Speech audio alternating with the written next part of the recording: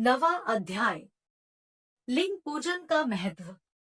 नंदिकेश्वर कहते हैं, ब्रह्मा और विष्णु भगवान शिव को प्रणाम कर चुपचाप उनके दाएं बाएं भाग में खड़े हो गए। उन्होंने पूजनीय महादेव जी को श्रेष्ठ आसन पर बैठाकर पवित्र वस्तुओं से उनका पूजन किया। दीर्घकाल तक स्थिर रहने वाली वस्तुओं को पुष्प वस्तु तथा अल्पकाल तक टिकने वाली वस्तुओं को प्राकृत वस्तु कहते हैं। हार, नूपुर, क्यूर, किरीट, मणिमय कुंडल, यज्ञोपवीत, उत्तरीय वस्त्र, पुष्पमाला, रेशमी वस्त्र, हार, मुद्रिका, पुष्प, तांबूल, कपूर, चंदन एवं अगरू का अनुलेप, धूप, दीप, श्वेत छत्र, व्यंजन, ध्वजा, चंवर तथा अनेक दिव्य उपहारों द्वारा, जिनका वैभव वाणी और मन की पहुंच से परे था, जो केवल परमात्मा के योग्य थे, उनसे ब्रह्मा और विष्णु ने अपने स्वामी महेश्वर का पूजन किया। इससे प्रसन्न होकर भगवान शिव ने दोनों देवताओं से मुस्कुराकर कहा, पुत्र, आज तुम्हारे द्वारा की गई पूजा से मैं बहुत प्रसन्न हूँ। इसी कारण यह दिन परम पवित्र और महान होगा। यह तिथि शिवरात्रि के नाम से प्रसिद्ध होगी और मुझे परम प्रिय होगी। इस दिन जो मनुष्य मेरे लिंग अर्थात निराकार रूप की या मेरी मूर्ति अर्थात साकार रूप की दिन रात निराहार रहकर अपनी शक्ति के अनुसार निश्चल भाव से यथोचित पूजा करेगा, वह मेरा परम प्रिय भक्त होगा। पूरे वर्ष भर निरंतर मेरी पूजा करने पर जो फल मिलता है, वह फल शिवरात्रि को मेरा पूजन करके मनुष्य तत्काल प्राप्त कर लेता है। जैसे पूर्ण चंद्रमा का उदय समुद्र की वृद्धि का अवसर है, उसी प्रकार शिवरात्रि की तिथि मेरे धर्म की वृद्धि का समय है।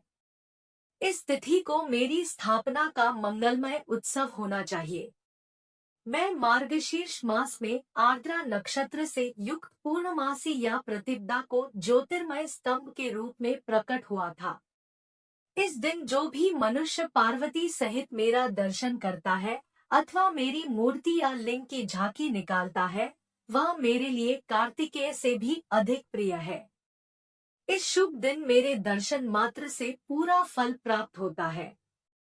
यदि दर्शन के साथ मेरा पूजन भी किया जाए तो इतना अधिक फल प्राप्त होता है कि वाणी द्वारा उसका वर्णन नहीं किया जा सकता।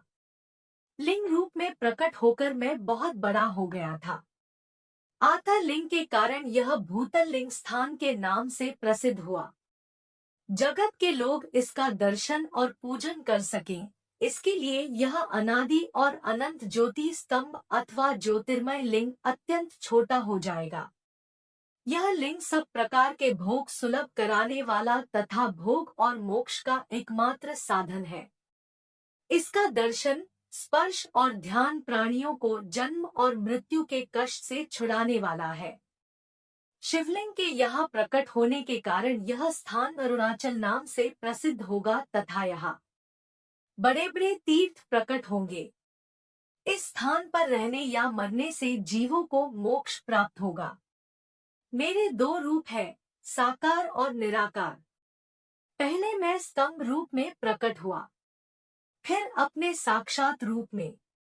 ब्रह्म भाव मेरा निराकार रूप है तथा महेश्वर भाव मेरा साक्षात रूप है। ये दोनों ही मेरे सिद्ध रूप हैं। मैं ही परब्रह्म परमात्मा हूँ। जीवों पर अनुग्रह करना मेरा कार्य है। मैं जगत की वृद्धि करने वाला होने के कारण ब्रह्मा कहलाता हूँ। सर्वत्र स्थित होने के कारण मैं ही सबकी आत्मा हूँ।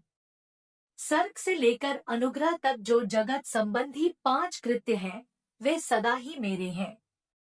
मेरी ब्रह्मरूपता का बोध कराने के लिए पहले लिंग प्रकट हुआ, फिर अज्ञात ईश्वरत्व का साक्षात्कार कराने के लिए मैं जगदीश्वर रूप में प्रकट हो गया।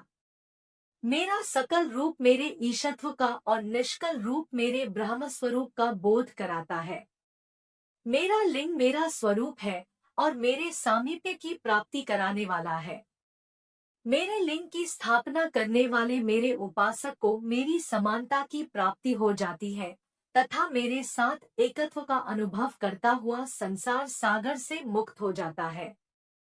वह जीते जी परमानंद की अनुभूति करता हुआ शरीर का त्याग कर शिवलोक को प्राप्त होता है, अर्थात मेरा ही स्वरूप हो जाता है। मूर्ति की स्थापना लिंग की अपेक्षा गौण है। यह उन भक्तों के लिए है जो शिव तत्व के अनुशीलन में सक्षम नहीं है। अगर वीडियो पसंद आ गई हो तो वीडियो को लाइक करके चैनल को सब्सक्राइब कर दीजिएगा। धन्यवाद।